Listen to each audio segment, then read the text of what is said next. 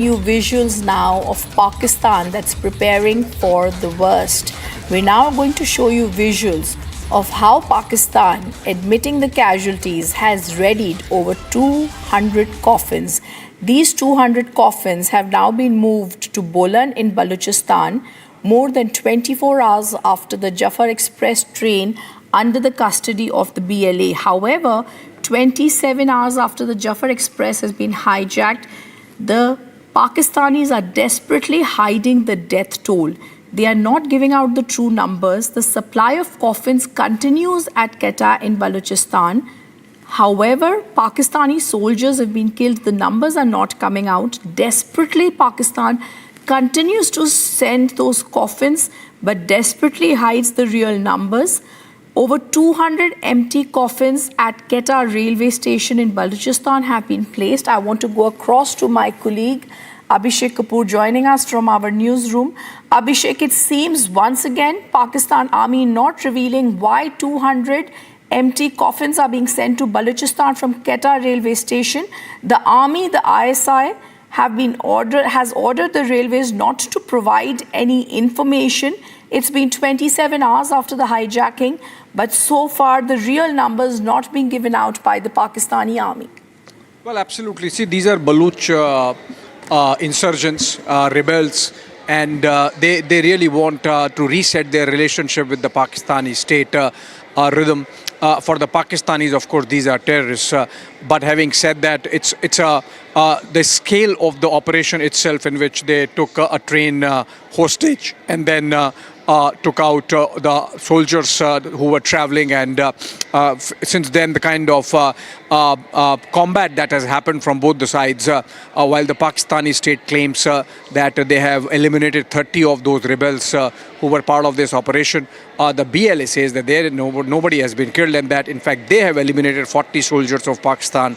They have the benefit of being on the vantage. They are on the mountains, on the higher side. That's where they captured the train. And the Pakistan army, the ground troops at least, have been trying to come up. So obviously they have that disadvantage. So tactically speaking, if you have to believe one of the two versions, you would believe the version of the side which is on the higher side, on the mountains, and not trying to challenge that vantage from the base of the mountains. Having said that, these pictures that are coming in are clearly evidence that there have been casualties. And remember, these coffins are being taken for those whom the Pakistani army and the state want to bring back with some honor, which obviously they would not reserve. The conduct they will not reserve for whom they call terrorists, the Baloch rebels and insurgents. So obviously, while the Pakistani state is trying to hide this information from its own citizens, these pictures really expose the fact that there have been casualties, and possibly, if you look at these pictures, the number is on the higher side, and these coffins are being sent towards Dadar, which is the spot where the train was captured by the insurgents, and the nearest station happens to be Much, if I got it right from Pakistani media reports, and then from there they would be brought back to Quetta. So obviously these pictures are evidence enough that Pakistan and the Pakistani army specifically have suffered casualties in the kinetic operation that they are carrying out to get those hostages back, and in doing so, of course, suffering those casualties for which those coffins are being sent. Absolutely. And Abhishek, the larger picture here continues to be, this underscores the ongoing security challenges in Balochistan, but it also reflects Pakistan, their capability of BLA's capability, of course, to orchestrate significant attacks, but largely and more so, I believe, the consequence for Pakistan's security, economy, and regional stability. I think for us as India, I think what we really need to understand and watch out maximum for not only is the mass casualties that Pakistan is going to suffer, but regional stability of Pakistan. Is Pakistan going to also be able to withstand this crisis? Are they going to be able to withstand this even against China? Of course, China has in the past supported them, but every single government has warned Pakistan, Abhishek, against the way Balochistan has been handled by them. And now finally, Balochistan, that is boiling, has come out, and they're under attack in Balochistan itself. First thing, Rhythm, that the capacity of both BLA, the Baloch Liberation Army, and the BLM, the Baloch Liberation Movement, to carry out these kind of attacks, they can effectively do it at will, because the writ of the Pakistani state effectively does not run beyond the cordoned and a protocol-driven army convoys that move outside of those cantonment areas. For example, remember, Quetta also is the headquarters of the 12th Corps of Pakistan Army. The writ of the state does not run, so these terrorist attacks have been happening too frequently. It's for the Pakistani state to, answer to its own citizens why they are happening so easily. Number one. Number two, remember the first statement that came out after the capture of the train from the BLA. In that video, you have the BLA spokesperson talking about China also. So China is an equal target in this Baloch insurgency, because they see China aiding the Pakistani state in its exploitation of resources in Balochistan, and the Gwadar port and the China-Pakistan economic corridor are very specific examples of that. So that is how it is. About the possibility of the state now doing something. Obviously, first they have to handle the situation at hand, which is to get all the hostages back. Remember, the Baloch made it clear that all the women, all the elderly, all the civilians, and all of a Baloch lineage were immediately released. So it's not that the hostages were taken of the entire train. It's just the levies who were traveling, the Pakistani army soldiers who were traveling on the train from Quetta to Peshawar, and those of the Punjabi origin, only those have been taken hostage. We as yet have not heard anything about whether some of those hostages have got killed. Even the BLA is silent on that. But what is clear is that there is a war of attrition going on in Balochistan for long.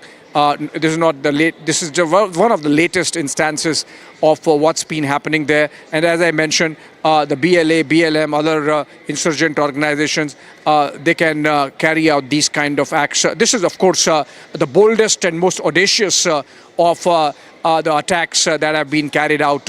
But similar incidents of targeting of the Pakistani state, Pakistani army, and the Punjabis has been happening at the will and fancy of these insurgent groups.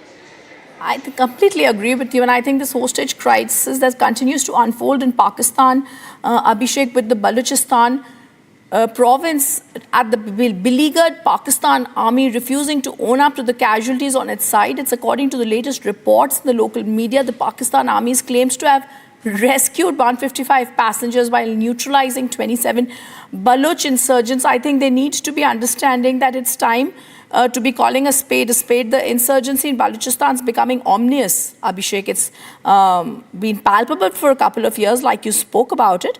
I think the fires in Balochistan, Khyber and Sindh and Pakistan-occupied Kashmir, they've received cursory coverage in the media. And I also think Pakistan-occupied Kashmir, this is also something, Abhishek, that we need to be speaking about, because just like the people in Balochistan, it's going to be soon the people in Pakistan-occupied Kashmir who are going to be raising their voice against the injustice that has been meted out to them by the Pakistan.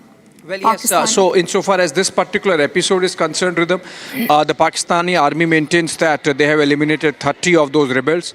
The BLA claims that they have killed 40 Pakistani soldiers, though there is no clarity whether these 40 soldiers killed in action are those who were part of the teams which were sent to get the hostages back, or whether some of those hostages also have been killed. Remember, BLA has been saying that if there is any kinetic action from the Pakistani side, and if they don't respond to their demand of prisoner exchange, then they would start eliminating some of these hostages. So whether those 40 killed are include some of the hostages, as BLA has been talking about, or is it just those Pakistani soldiers who have been sent as reinforcements and as part of the whole command that's active now to get the hostages back and the situation under control. So that's about the situation and claims and counterclaims. But coming back to the larger issue of the insurgency, it's not just about. In fact, the POJK is the I would say seeing a not exactly very similar situation, but it's just one of the many insurgencies that are going on in Pakistan, including in Sindh, including in Khyber Abhishek, Pakhtunkhwa. I'm going to interrupt you for just a minute because we have Major General G.D. Bakshi joining us on the phone line. Major General G.D. Bakshi, the one big question here, even as Pakistan continues to not give out the real numbers, it's readied 200 coffins in Balochistan. How long do you think before they leave Balochistan? And larger question, Pakistan occupied Kashmir, how long before this call also reaches the streets of Pakistan occupied Kashmir, sir? Absolutely. You see, I keep quoting Victor Hugo, the famous French novelist, who had said that no army can withstand the strength of an idea whose time had come. When we fought the 1971 war for the liberation of Bangladesh, we knew that the time for the freedom of Bangladesh had come. No power on earth could stop it. Not the Pakistan army, not Lieutenant General Tikka Khan and his marauders who committed genocide, not China, not the United States who sent in the 7th Fleet. The time had come and the Pakistani army could do nothing. It is now quite apparent that the time for the liberation of Balochistan is well nigh. It is upon us.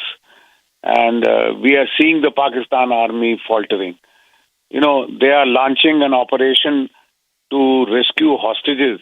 And they have already piled up 200, coffins on the Quetta railway station, which just shows how little they care for their poor foot soldiers who have been taken hostage.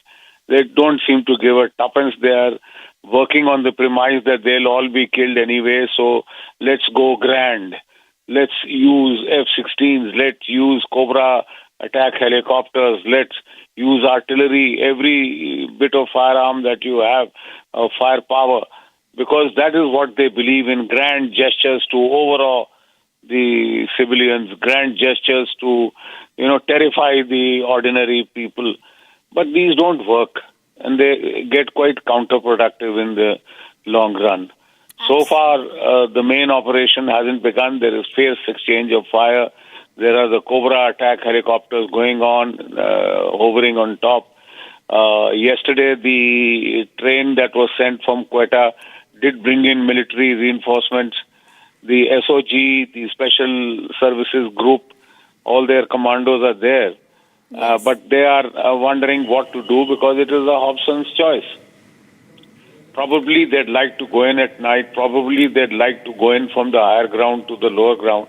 But I'm sure the Balochis have already put their people on the, on top of the Readies, Yes. overlooking the valley. Yes. So it's going to be a bloody operation. No wonder they've got 200. That's so true, and we're going to see how that pans out. Thank you, Major General G.D. Bakshi, for joining us. Pakistan is admitting casualties. The number has still to be known. We'll join you after a short break. Stay on with us.